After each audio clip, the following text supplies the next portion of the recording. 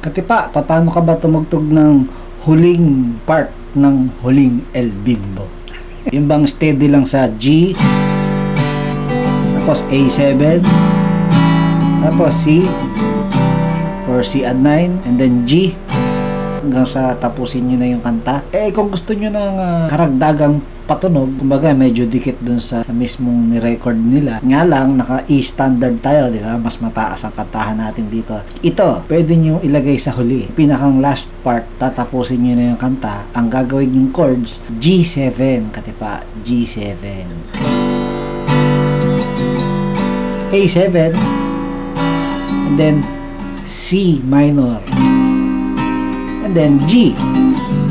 Gets mo? G7, A7, C minor, G.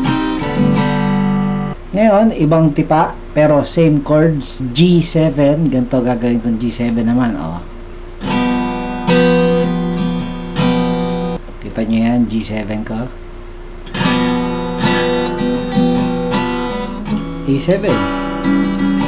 And then, ang C minor na gagawin ko, hindi bar chord.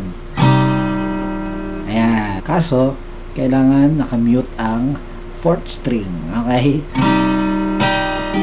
At saka, huwag patutunugin ang 6th string. So, mute din.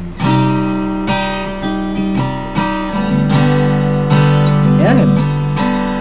Tapos, pag ending nung ano, diba, G.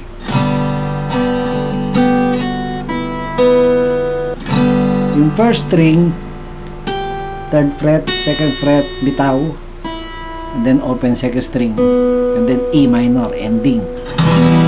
Diba?